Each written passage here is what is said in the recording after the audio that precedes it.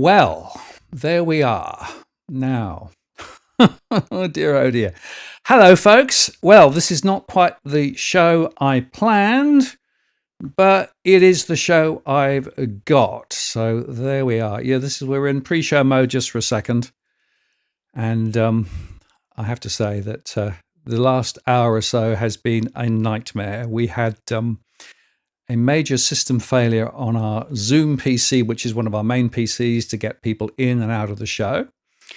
And I think that might be a Windows update. I noticed that other people were having issues with their SSDs post the update. Then I tried an alternative computer, and that didn't work. And then I tried to get Leith in on my iPad, and we couldn't get the screen to share, so we couldn't see his slides anyway.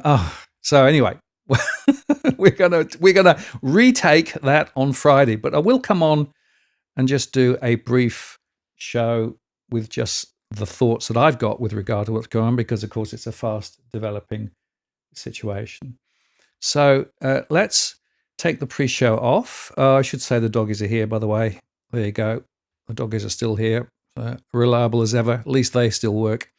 But unfortunately, the rest of it, not so much. So let me take the pre-show off. Let me then start the show properly. I'll be back in just a moment.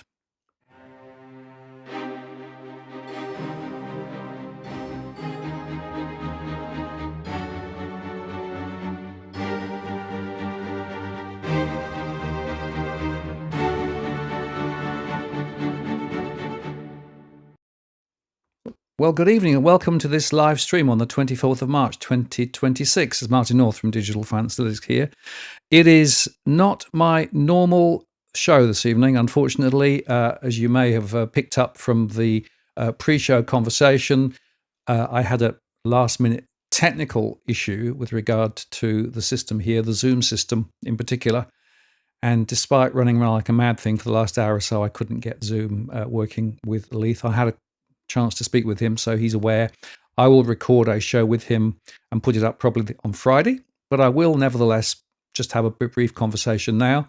And just by recognizing all of the conversations in the chat there, it's nice to see a lot of people on, and I'm sorry that I've been unable to bring Leith on tonight too.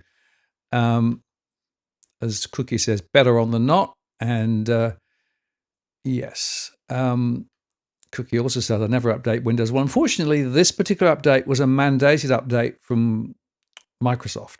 So I had no choice but to update, and I think it's trashed the hard drive in the process. And so what we're going to do is we'll make it a general chat and property news show, and feel free to throw me questions, because I don't have as much material prepared this evening as I sometimes do. But nevertheless, we can have a bit of a conversation. And I should remind you, as I always do, that we don't provide particular financial or property or legal advice. It's a general conversation. But if you'd like to get a question into me, use @WalkTheWorld DFA to get my attention. And we can have a bit of a chat about some of the questions you might like to throw me. And of course, I've enabled Super Chat, which means you can get your questions onto the list, or indeed make contribution to what we do around here. Always appreciated. It's really very helpful to keep the show on the road, or generally on the road anyway. I've also got PayPal and Patreon services available if you'd like to support what I do. It really does help me just to get by and keep this show on the road generally. But as I said, unfortunately tonight we had a bit of a technical issue. But look, there's a lot to talk about. And what I really wanted to do was to, and hence the title of the show, is it Mad Max, which of course is dystopian, everybody's fighting for themselves, all of those things. And how does this play into the property market? That was a really important conversation, I think, to be had, particularly because of the recent news. Wherever you look, and I think I used this slide yesterday with Edwin, people nicking fuel out of cars in Victoria, and the Energy Minister, Chris Bowen, suggesting that people should perhaps work from home. I also made the point yesterday, of course, that the Australians have counted petroleum on tankers at sea as part of our days of supply. Now, based on the situation, of course, that means that we could be running out of supply pretty fast. And by the way, the stuff that's on the water is including Iranian oil, of course. And the Sky News story here, more than 100 service stations across Victoria have run out of petrol, while more than 80 have run out of diesel as prices surge across the state. So we are, I think, in a quite difficult situation. Leith should be here, of course, but he's not here. That's unfortunately just going to be me now. Now, if we just go back over the last 24 hours, we, of course, were counting down to Trump's earlier statement about the fact that he was going to bomb the energy infrastructure in Iran. And then at the last minute, he capitulated, pulled back, claiming that there were conversations going on with the leadership in Iran. As Quickie says, very interesting moves just before, 15 minutes before the announcement from Trump came out. Actually, the markets moved quite significantly, and so there's a big speculation as to whether there's some insider trading going on. It does look very, very, as Michael says, very, very concerning, possibly insider trading, almost certainly. And, it continues as some dodgy practices that we've seen. But the bottom line is nobody quite knows exactly what conversations are going on. Nobody quite knows whether, in fact, there is a breakthrough or whether it's just Trump tacoing out again. And the bombs are still dropping, and dropping not just on Israel, but across other states in the area too. So I'm not sure that we should assume automatically that everything is now tickety-boo. Hopefully there will be conversations, because clearly this is a conflict that cannot be solved just by throwing bigger bombs at everybody. It needs to be actually thought through from a perspective of dialogue, jaw rather than war. Now, Quickie asks, how's the situation here? Well, in the UK, prices have gone up. They've gone up about 12 pence per litre, which is not a huge amount. If you multiply that by 2, that's the equivalent of Aussie costs. Supply is still fine here, and we don't have any real discussion about rationing or energy problems directly. Although, of course, natural gas is a bigger problem in the UK. Australia is a big provider of natural gas. The UK is a big taker of natural gas. We're coming to summer, which is helping. And in fact, the government's price setting mechanism in the UK has set a price fall for energy for the next 3 months of about 10%, because they changed some policy. They took out some of the policy settings that were there previously for green policies. So what's happened there is that the story has been one of, in the short term, a dip in energy prices, but the likelihood of spiking prices. And of course, the spiking prices will be determined later by what the price of both LNG and other things. The LNG is the marginal price of electricity in the UK, as it is in Australia. Of course, in Australia, you are a big producer of LNG and gather that more is being produced and shipped off. But nevertheless, there is a connection back to electricity prices. Although, in fact, they did say recently that there might be a bit of a drop in electricity prices. But all bets are off, because we don't know quite where prices will go.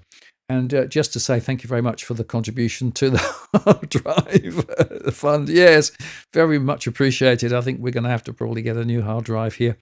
It's in my portable. In fact, I use a portable PC for the Zoom input, because it means I can run it wherever I go. But unfortunately, it's now dead.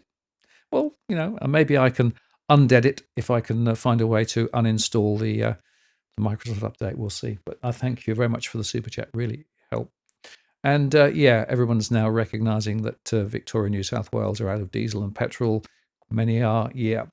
As I showed, the Sky Post was 100 across Victoria, and 80 have run out of diesel. So it's a real issue. And I guess the question is, whoops, wrong one. Yes, I guess the question is that how is all this going to play out? Well, let's just think this through a little bit. The first thing to say is, of course, oil is the foundation of a lot of things. And this slide just shows you just how much of everything oil is connected to. Pretty much everything you can think about, from pharmaceuticals to DIY through to sports, through to, everything requires oil. And the problem, of course, is that the price of oil, therefore, is an input into almost everything. And the story, of course, is that the likelihood is that even if conflict stops, the supply of oil won't immediately bounce back. It will take some time. Some of the production facilities are, of course, damaged. And of course, even then, you've still got to get the boats to go from A to B. And if you are a long way away, then that's a problem. Now, of course, Australia gets a lot of its fuel from refiners in places like Singapore and Korea. And I know that there's a lot of conversations going on there to try and bring more stuff down to Australia. But my point is that this is much a broader conversation than just oil and LNG. It's going into a lot of different things, pharmaceuticals, the helium, as I discussed with Tarek and also with Damon the other day, and also some of the medical supplies. About 40% of pharmaceuticals that Americans use are actually based on pharmaceutical products that actually come out of India. India takes those input products from oil to create the pharmaceuticals. So you can see that the knock-on effects are pretty serious. And the question, of course, how does it play? Yeah, Andrew asked the question, 90 days. Well, the 90 days never really existed. I mean, they were counting the 30 days. The US Reserve isn't now. They moved it across to Australia to, I think, Geelong and Brisbane. They included in the 30 days or whatever it was. So yeah, it's a significant factor. And I guess the question, more broadly, and I come back to the question that I tease with, in the Mag and Max world, what does it mean for property? And, is it right to be thinking about, well, what could property be doing as a result of all this? I guess it comes back partly to confidence, but also partly to the broader situation. And interesting, Michael asked a question about the 1970s. Yeah, I remember the 1970s way too well. I'd just started work. I was actually working in a surveyor's office in Bath at the time. And through that period of time, you weren't allowed to drive around at the weekends. You could only get so much petrol at some places. The garages wouldn't serve people they didn't know, so they tended to serve their regular customers only. Price of a lot of other things rose.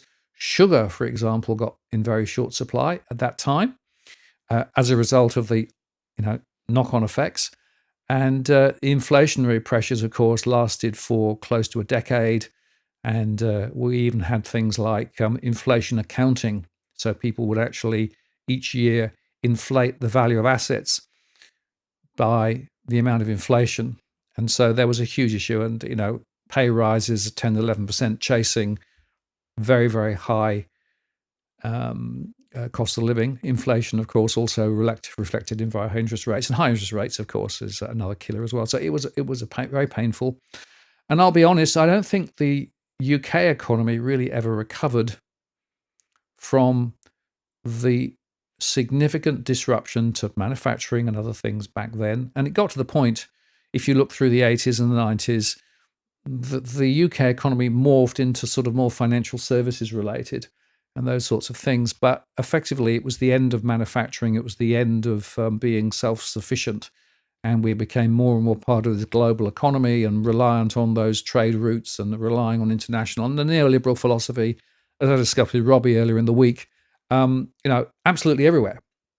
So in a way, I would argue that the echoes through the next decades were laid by that significant issue in the 70s and the inflationary impact. Now, of course, central banks, in theory, learned their lessons, or did they?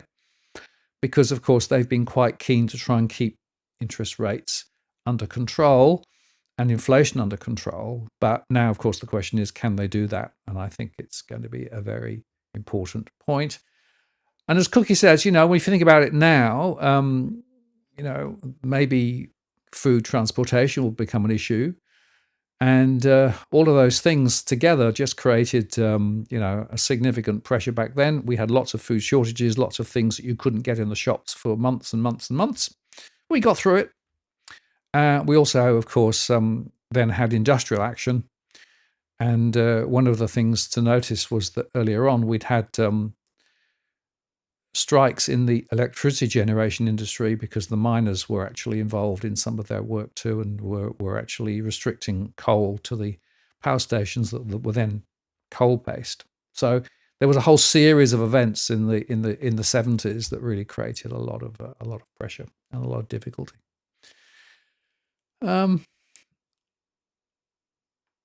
Yeah, just to explain, no, Leith is not coming on tonight. Now, unfortunately, it's my end. My Zoom computer died an hour or so before the show. I was talking to Leith, and we had everything running, and then we tried an alternative route, and he couldn't get his end to work properly. So we've got issues at my end, issues at his end. So we decided that what we would do is we'll cut our losses, and I'm going to make a show with Leith on Friday, and we'll put it up then. Leith has dropped in. Yeah. Thanks, Leith, and sorry about that. We really have had a bit of a nightmare situation there with the. I think it was the Microsoft update for the operating system, and I think it's definitely an issue. But anyway, looking forward to that, Leith, with you on Friday, and we'll go into some of the issues. And look, Mad Max will be a good theme to explore. And look, just to sort of think about the context, as Quickie says, going back to the UK, it's true that Thatcher was part of it with the, there's no such thing as society. It's all about individuals, and, we have to be, beating the unions and everything. All of that was part of it. And Leith says it might have to be Thursday. Yeah, that's fine. I'll tic-tac with you, Leith, and we can tee up a time on Thursday or Friday to make a show that I can do either night, so that's not a problem. Let's just have a look at some of the other comments. Right, so Michael asked the obvious question, how will this oil disruption impact house prices, interest rate predictions, etc.? And I think there's a very important question. And, well, it's interesting. If you reflect on the expectation of interest rates, in the UK yesterday, at one stage, there was an expectation of 4 interest rate rises over the next year. 1%. Go back a week, and there was an expectation of a 2 cut, so 50 basis points down the previous week. It came back a little, but the point is that once Trump said what he said, that 4 came back to 2. But even so, the expectation is higher interest rates. And even now, if you look at what's happening in and around the place, according to the interbank expectation, we are expecting to see interest rates in Australia on the implied forward yield at 4.8%. Worth thinking about. A few weeks ago, it was just over 4. So a very significant rise. Now, that, of course, if it follows through, is going to have a very significant impact on the way that mortgages are priced. The fixed rate mortgages that are around at the moment are more expensive. Some banks have whipped off some and offered others at a higher rate. In the UK, almost all the fixed rate mortgages that were around were taken off the market over the last few days, and they're going to reprice and come back on later. So it is an interesting question as to what's that going to do. Now, you can look at it a few different ways. Look at it from a consumer survey perspective. This is actually the latest from the ANZ Roy Morgan, and you can see there that the Melbourne Institute and the ANZ Roy Morgan consumer confidence has dropped dramatically. It's way low where it was now in the worst of COVID, with potentially a longer term fallout. And it's also worth noting that if you look here, the consumer sentiment expectations for inflation, according to Roy Morgan, above 6%, and Melbourne Institute above 5%. So the truth is that people are now assuming that there's going to be much higher inflation, and that, of course, is going to crimp people's style. It's also worth noting that the RBA cash rate expectation, according to the futures pricing, is at 4.79%. The latest I've seen, and you can see how much that's come. It's come up very slightly, but it's still very, very high. So the truth is that expectations for rates will be on the high side ahead. And I guess the sort of question that you've got to ask yourself then is, well, what is the implications of all of this for those people with mortgages now, and for those people perhaps thinking of transacting? Does it make any sense to transact, or is it actually a time to sort of just sit on the sidelines and wait? And I think that's the key question to ask when you think about the story of what people are going to do. If you think that it's going to be a problem, not just in the short term, but later as well, then you'd probably hang off. And so listings are somewhat down. And again, I discussed this with Edwin yesterday. The latest on listings is that they're actually down from where they were a few weeks ago. So less people are putting their property on the market. Wonder why that is. Is it that there's actually just an expectation of uncertainty? Sometimes when things are actually uncertain, what happens is that people actually decide to simply go to the I'll do nothing. I'll just wait and see what happens. And once you've sort of got a sense of that, then effectively you can perhaps make some decisions there in terms of what you might decide to do. And people just are hanging on and waiting to see. So first-time buyers, of course, there were some first-time buyers who had that 5% scheme come in late last year when rates were lower. They were already paying a reasonable amount for their mortgage at the time. Some of the banks actually were charging them a little more than the typical mortgage because it was the high LVR. Now, of course, interest rates are going up, and it's certainly significant in terms of actually what may be seen ahead. Now, as for how this all plays out into the medium term, it does obviously depend on what happens in the Middle East. But my point is the damage is already being done, and my expectations are now that we are going to see some significant changes in people's perception of property because, well, property investors are actually losing hand over fist, as I discussed the other week. It's actually quite interesting how much the markets have actually changed, and property investors, particularly in Melbourne, again, I made a show on that recently, Melbourne property investors are most always underwater now from a cash flow perspective. And if you don't actually see the rise of capital appreciation, which is what people were actually thinking about earlier on, then, well, you've got a big issue. Now, it's quite interesting. What will bond yields do? Not sure. Quite likely, possibly to go higher, certainly for a period. The question is then what happens after that? And I don't know. We'll have to wait and see how that all plays out, I guess. But my point is that there's enough impact on property already. First-time buyers, particularly new ones, under the pump. Remember in my recent show, 50% of mortgage holders have cash flow pressures. 75% of people in the rental sector have cash flow pressures. So it is a really big deal. And Strategic Viewpoint said, Melbourne sucks. Yeah, well, some of the things are self-inflicted there. So some of the policy settings in Melbourne have been by the state government with the higher land taxes and everything else there going on. So yeah, it's definitely part of the issue. I got to say that I think comparing other markets, Melbourne is definitely the one that's languishing the most.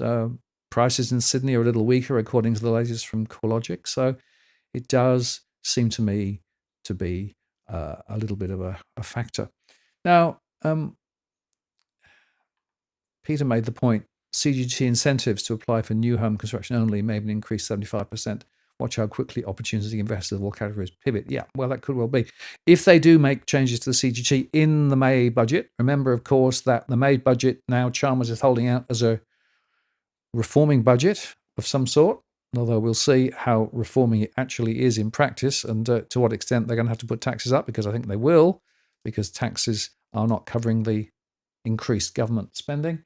So yeah, I wouldn't be surprised to see some changes. If they do target construction, new properties, that could be a thing. Interesting in South Australia, I think, again, I discussed this with Edwin the other day. South Australia is talking about potentially bringing in some changes such that for the point of downsizers, if they downsize to a new property, they can potentially get an escape from stamp duty. Now, of course, that is an interesting question on the principle of, well, can you find somewhere you want to live? Can you find somewhere new? So they are targeting the new builds. But of course, the problem with new builds is you still need the people to build it. You need the materials to build it. And the fact of the matter is that material costs are continuing to rise.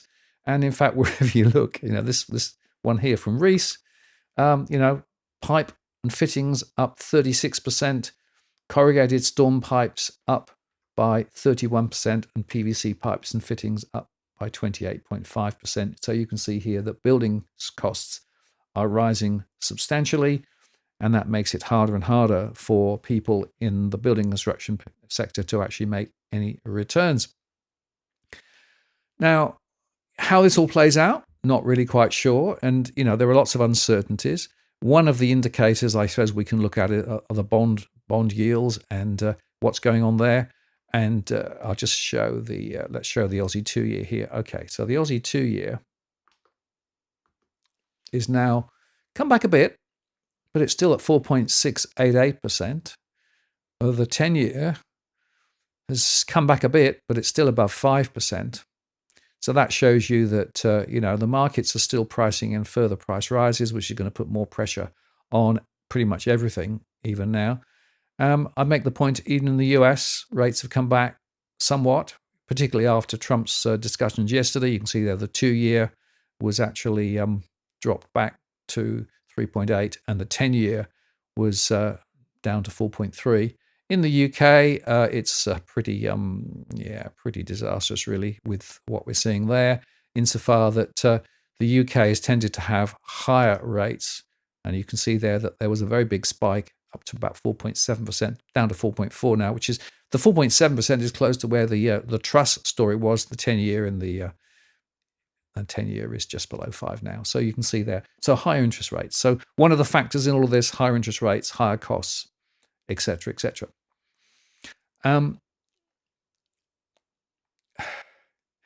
Yes. Yep.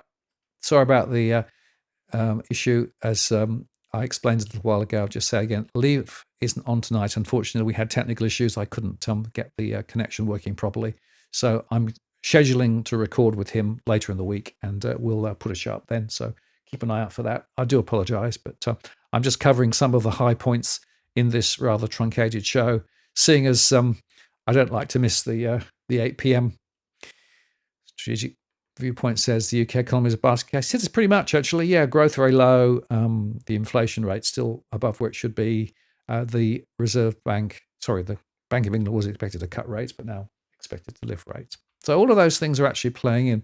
So when it comes to property, then what does it mean? Well, it is quite difficult to see how this can actually be other than not good for the property market. Now, of course, everybody says, property prices only ever go up, and that's possibly true. But I have to tell you that the truth is also that sometimes property prices do go down. And I lived through 3 property price corrections in the UK in the decades that I was there. In Australia, we saw some small drops in prices when policy changes were made, when interest-only loans were dialed back, when investor loans were dialed back by APRA. And of course, when interest rates started to rise, people expected prices to fall, but they didn't. Why? Well, partly that, of course, is because of high migration. And it's worth reflecting on this little factor, that we are still getting a lot of people coming in the country. The latest data that came out just a few days ago was that we had more than 310,000 migrants into Australia over the last year, compared with just over 100,000 for natural growth. So a significant number coming into the country, and that's a little bit higher than many people expected, I think, in terms of the story. I made a show the other day about the population booming, Australian population booming as unemployment rises. unemployment was up a bit, but the population growth was very strong. And I don't think we're going to see any immediate change to migration, despite what some people are saying. They've dialed back students a little bit, but actually migration, the dynamo of migration, will keep possibly economic growth a little bit higher than it would otherwise be, and possibly house prices a little higher than they would otherwise be. So it is pretty interesting. Cookie Boy says Iran has the Joker card. I think they do in a way, because if you think about the way that it works in the Hormuz Straits, you've got all of these ships there, big targets.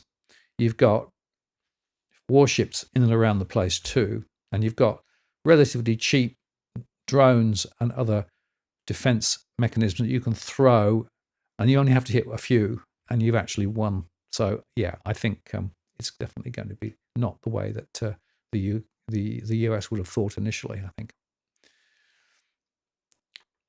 Cookie Boy says, ask Canada and New Zealand how pumping migration to support a Ponzi worked out. Indeed. Well, it's interesting, and Leith would have covered this in some detail, that actually in both Canada and in New Zealand, where migration has come down, what's happened? Well, first is property prices have come back.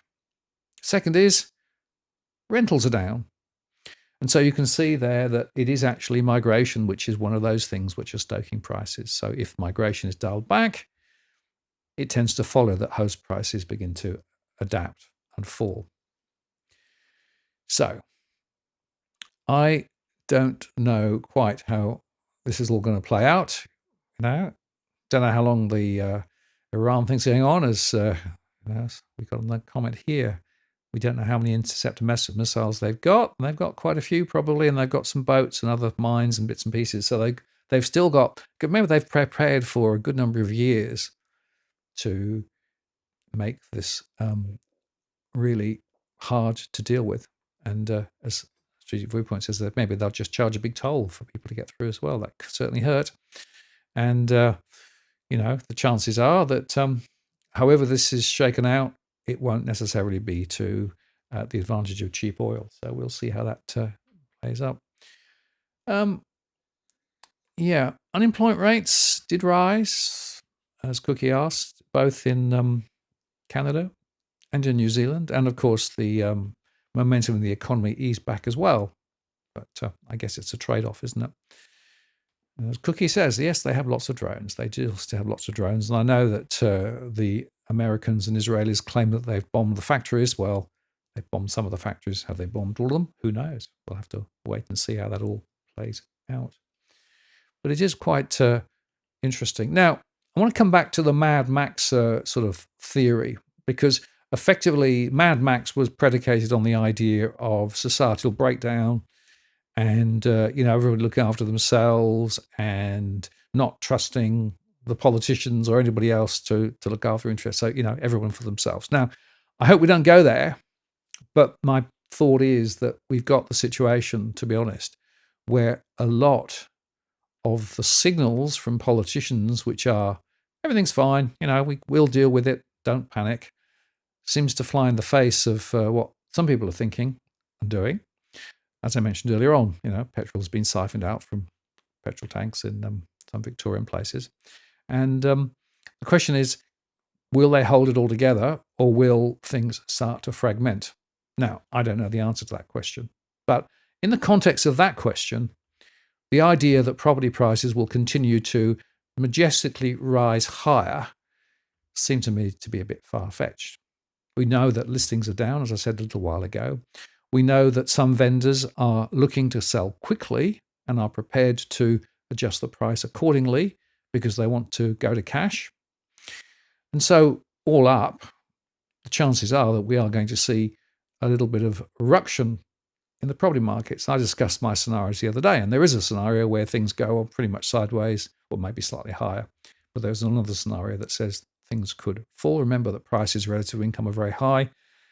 And if you actually think that incomes might be also crushed a little bit, maybe the government will make handouts again, like in COVID.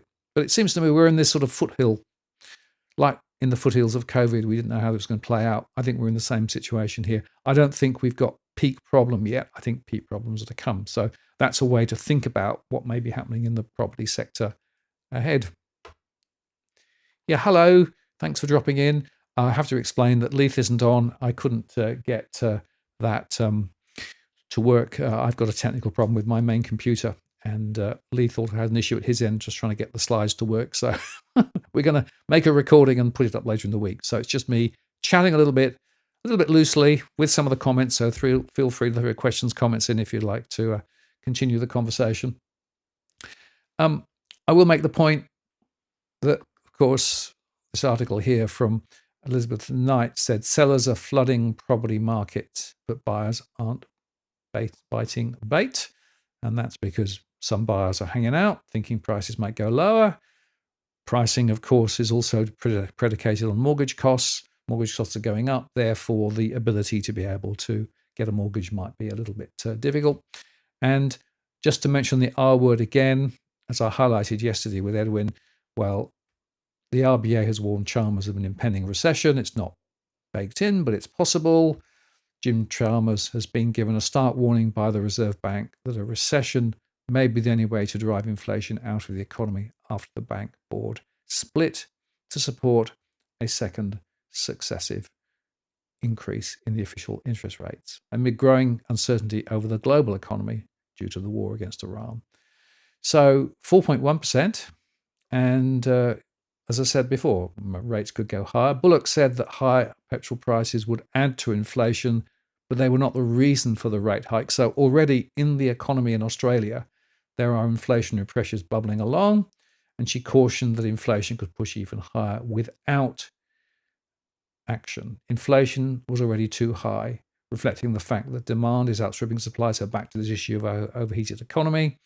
And it's also worth putting the fact that markets are thinking there will be more rate rises, as we discussed. Also want to highlight again the Financial Counselling Australia entity, which coordinates the National Debt Hotline, said more people were seeking help, with calls to the hotline in February reaching their highest level since the depths of the pandemic. I mentioned the Roy Morgan confidence thing yesterday. And as Cameron Pickering said, the Reserve Bank has little option given the broad scope of inflation across the economy, but then uncertainty around oil prices caused by the war in Iran could weigh on the RBA. And that's the point, really. So will the RBA essentially have to pivot to cut rates because of falling growth and momentum in the economy? And will that work? Well, it's been done before, of course. We had that through COVID. Will they do it again? It's possible. If they do, well, house prices will go off to the races again like they did last time.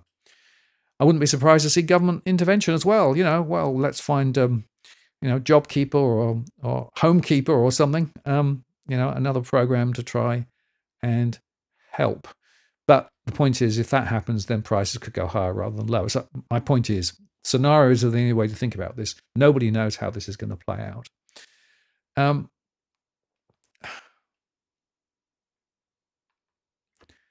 As Arroyo said, it's hilarious how no analyst dare to say that prices will fall, even though in 2019 prices fell 20%, and in 2022, before China reopened, prices also fell 15%. Yeah, prices do fall.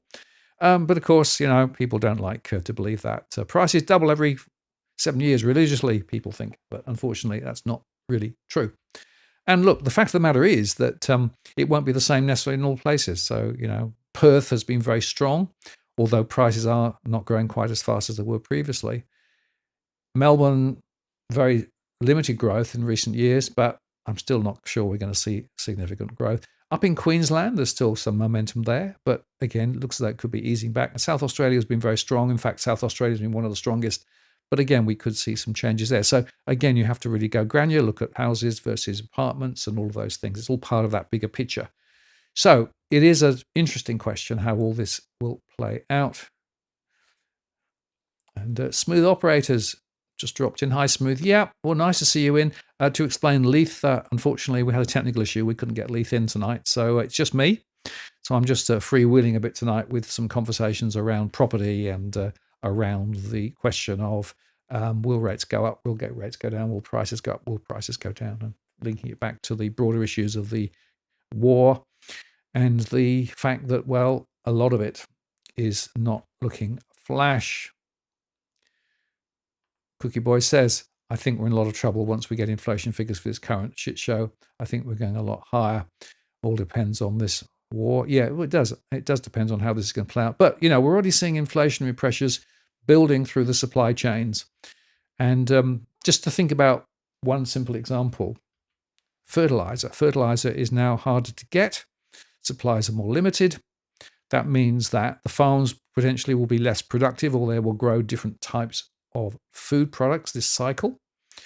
That means that you're building not just a short-term issue, but a longer-term issue, because food takes months to grow and harvest and come to the shops. And bearing in mind that, of course, those fertilizers from the Middle East were very much central to farming activity pretty much everywhere around the globe. It's not just Australia that's going to be impacted, it's going to be everywhere else. And of course, that's going to put food prices higher. Again, some countries are going to be hit worse than others. I guess in some countries, people will still be able to pay for food. But if you are in a developing country, this could be absolutely disgracefully difficult to deal with. And if you think through the Ukraine situation, where some of the corn supplies were actually cut off for a period of time, that had an immediate negative impact on some of those emerging economies. So yeah, think of it more broadly than just Australia, I guess.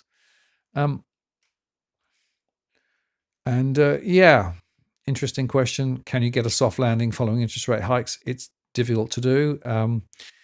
Maybe. And as Belinda made the point, well, actually, prices in Perth did fall. They did fall 20%. Yeah, absolutely. I remind people that prices in Perth have gone up, have gone down, have gone up, have gone down, have gone up. Yeah. Cookie Boy says people are thinking it's only oil.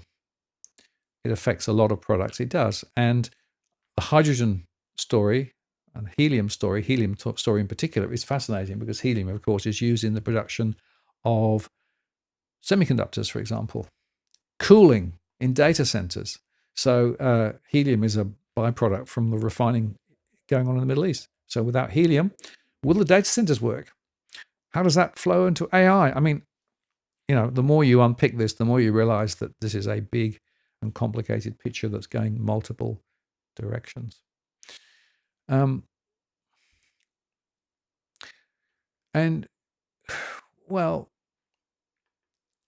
Chalmers is definitely saying that inflation could go higher, 4s or maybe even higher. Perhaps he's going to have to take some responsibility for high government spending. But again, of course, then if people have pressures, they'll look to the government. Through COVID, they learned that government would actually try and bail people out. How will they do that this time if they need to? There's another question. Where does that money come from? Is that going to then put interest rates up even more later? So, you've got to think about all these things. The complication, the real complication this time, is rising interest rates and rising inflation at the same time. That's stagflationary. And once you get into that stagflationary bind, as in the 70s, as I discussed earlier on, it's very hard to get out of it. And it can take quite a few years. And it's fascinating to understand how demand destruction starts from that second. In other words, there's less demand for things because people can't afford to buy them. And that then puts more stagflationary pressures into the economy. And it gets harder and harder to manage. So it's a bit of like a thermal runaway. It gets more and more difficult to be able to deal with it. Yep, Andrew, you are not the only person from Perth on the show tonight, which is good to see. Good question here. Well, if you get an oil shock, recession, how will people service their loans? A lot of people, of course, are struggling already. I've highlighted the fact that about half of people have cash flow issues, but they prioritize their mortgage payments or their rental payments because they need to find somewhere to live. They cut back on other things. They cut back on discretionary spending. They cut back on the quality of food that they buy. They may cut back on dental and other things that they would need normally to do. And they tend to sacrifice those in favor of trying to keep somewhere to live. The other point is that if, in fact, people start not paying their mortgages, but not just a few, but quite a lot, then it gets much more difficult for the banks to deal with it. Because, of course, banks tend to extend and pretend. They tend to move people interest only. They tend to extend the term loans. We're already seeing that in some cases. 30-year mortgages are quite often now what's happening out there. So will the banks do that? Probably to start with. If they get a lot of people, though, in difficulty, what happens? And that takes us then back to the financial stability question, remembering that the banks in Australia are highly leveraged to residential property. They're really big building societies. And if this plays forward with regard to significant defaults and significant pressures with people, how will they deal with that? And then, of course, the question is, will the government intervene or not? How does that play out? Which is back to the, how does this, what is the story? Robbie. Yeah, nice for you to drop in. Sorry to interrupt, Martin. We should have the numbers to pass the cash mandate disallowance motion. Labour has just had a meltdown in the Senate over the possibility of losing. That's very interesting, Robbie. And just to divergent for a minute. So Malcolm Roberts has put something into the Senate to basically counter the proposals, the very weak proposals that were put in to save cash, which of course meant that only a very small proportion of large players needed to actually have facilities, and basically saying, no, it's not good enough. And now it looks as though that could well be disallowed in the Senate, which is very interesting. So then that raises the question of, how does the cash story play out from this point? I'd also make the point, in the current environment, hold cash, it's quite useful, particularly if the story is that we actually have the situation with, electricity. Will electricity be running? If electricity isn't running all the time, what does that do for the electronic systems? Cash is king in those situations. And I do highlight the fact that this is a really important development. So we'll keep an eye on that and maybe make another show later on if we can do that to cover the latest on the cash story too. Andrew Joy made the point. Yep, we are seeing a bit of panicking going on. In fact, there was a report from Japan that people are buying up, guess what? Lube roll again. Toilet paper. Yep.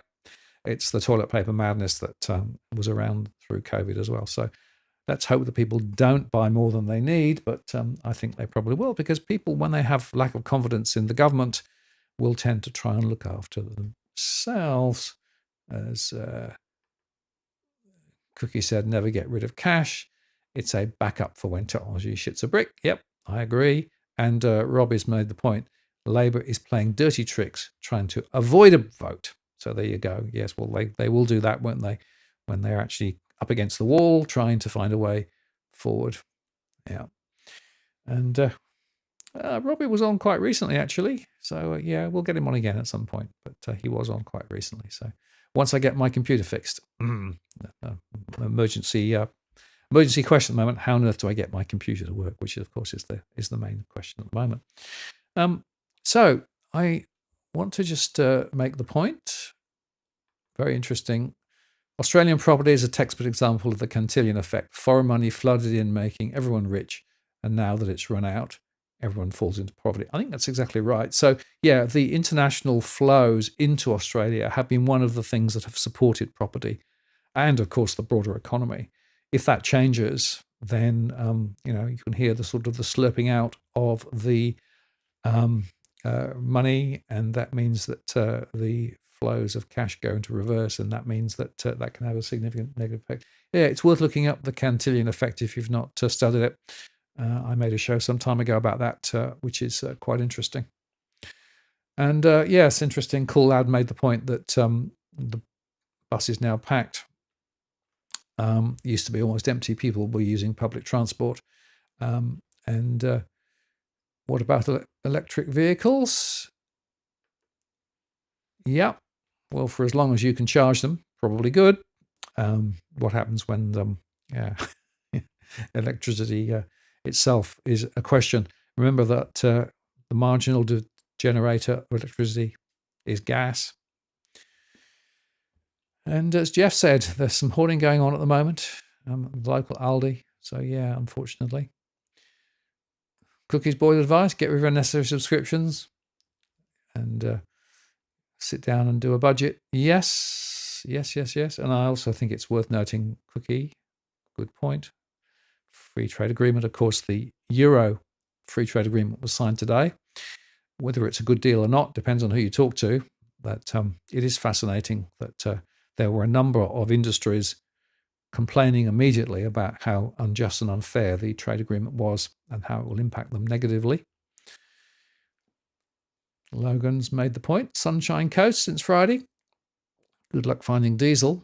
So yeah, it does look significant. Now there's a downside, but there's also an upside. EVs are a paperweight, says Cookie Boy. But then on the other hand, term deposits look juicy. Retirees rubbing their hands with glee. Indeed. And yeah, the term deposit rates are definitely higher. If you have cash, maybe not so bad. Of course, a lot of people don't have cash, and that's a significant issue.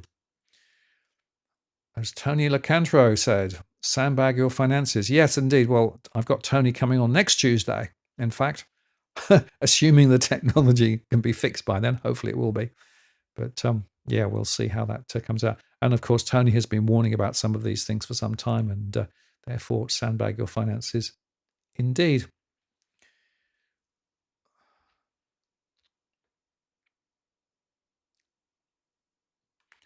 As for the drill, baby, drill, well, yeah, interesting question. Of course, the economics up until now has not been very positive. They have done exploratory drilling around South Australian coast, but the economics didn't stack up. Maybe they will if the oil price stays higher. And of course, now the point is that the oil price may stay high for longer. The forward futures are also higher than they were, which is, I think, a very significant factor when you think about how this all plays out. So, yeah, maybe. But remember also that if you actually do drill, it's going to take some time before anything that can deal with it. Cookie Boy, yeah, interesting comment there about Warren. Yeah, Warren's made some really good calls, I think, quite recently, and I certainly follow him. It's a very important alternative view. As you say, he's made some very significantly right calls of late, and he was never convinced about the inflationary pressures going away and suggested the RBA was actually keeping rates lower than we might otherwise have thought about. But there you go. It is quite interesting. Now, interesting question. Cash out now or wait for the next surge? Good question. Well, place your bets. I don't know. Scenarios. I always show scenarios, right? There is a scenario where prices still hang around and go higher, not significantly higher, but don't fall in Sydney. But there are also scenarios that suggest we could see a bit of a drop. And there is certainly a bit of a turn in the weather. It's quite an interesting thing that's going on at the moment with regard to particularly units in Sydney, where I'm seeing quite a lot of price reductions. On the other hand, houses are holding their value a little more. Other than the top end, I'm seeing quite significant reductions at the top end where people are actually now taking their properties off the market because they can't get the people to buy at the price that they want to sell at. So it's quite interesting. Cookie Boy says, watch YouTube videos before you buy an EV. And yeah, Cool Lad says, well, yes, always look forward to Tony Lacantro. Has a good sense of humour. Yes, he has a wicked sense of humour. He's certainly one to watch. Well, I think, okay, interesting question. I'll just cover that. Thank you for that, Skynet. Am I using AI? I use AI as part of my research processes, but not to write scripts or anything. What I mean by that is that sometimes you can actually get a different take on data, but I use 2 or 3 AIs and check and cross-check the different views that they have. Quite often I find I get different answers from different AI agents. And so what I do is to tend to start with a hypothesis that I've developed through my own research and then ask the AI to validate or not validate it. So that's the first thing I'm using it for. The second thing I'm using it for is I'm training an AI on my own data. And I've been doing that for about 6 months now.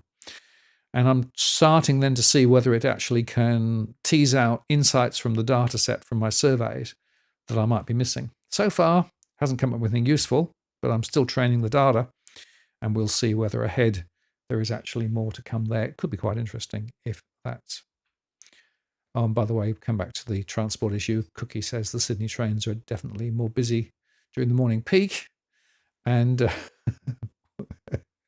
wait till we see people on top of the train, then we know we've really made it. Well, we will see how that plays out. Well, I think I'm going to call it here. Done a reasonable amount, I think, tonight. So thank you very much for coming on and spending a little bit of time with me. Apologies again to the fact that Leith wasn't able to come in this evening. And to explain again, I did have some significant technical issues with my main computer crashing with a hard drive failure.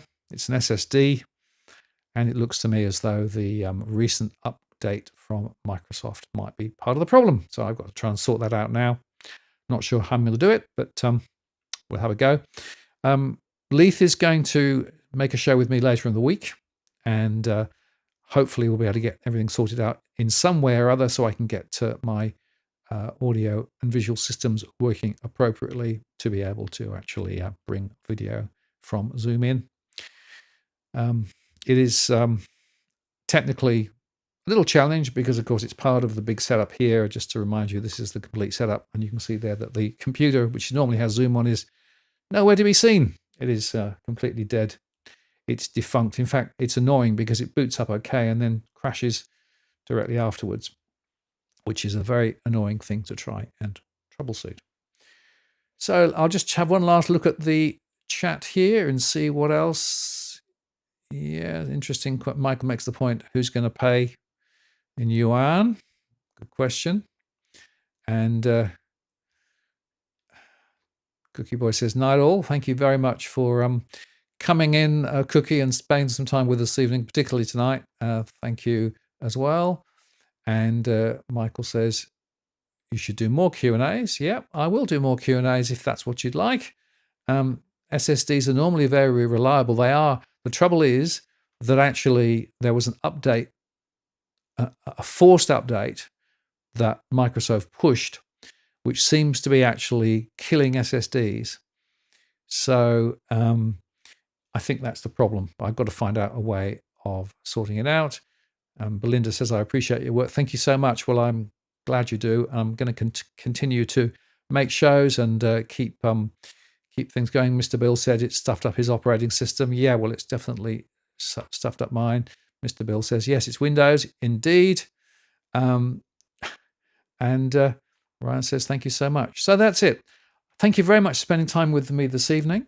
Have a good evening. And I will be on next week, assuming that I can fix the computer stuff. We'll get Tony Lacantro to come in and we'll have a chat with him. And as I said, apologies about Leith. Unfortunately, it was my fault, and then we couldn't get his end to work either. So we had a pile on of problems, and it's then hopefully something that we can do.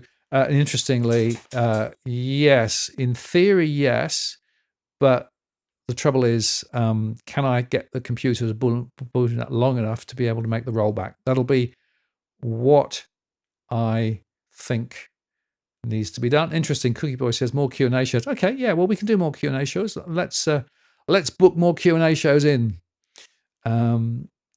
because I love the Q&As, and it's great to see what you guys are thinking. And as Logan says, can you restore an earlier point? That's what I'm going to experiment with now. But I'm not confident, but we'll see.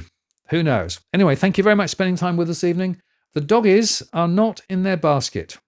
They actually think it's time for lunch. So they've come and give me a nudge. Oh, there you go. That's Meteor. Hey, Meteor. Yeah, good girl. Good girl. There you go. Yes. And where's Luna? Luna is around there. Go on, go back to your bed. Good girl. There we go. Ah, there you go. There you go. They're now back. So there you go. Thank you very much for spending some time with us this evening. Apologies again for the mayhem, but at least we made it to a show, which is, of course, the main thing. And I look forward to seeing you on the next show. This is Martin North from Digital Science Analytics. This is Martin North from Digital Finance Analytics, signing off. Take care.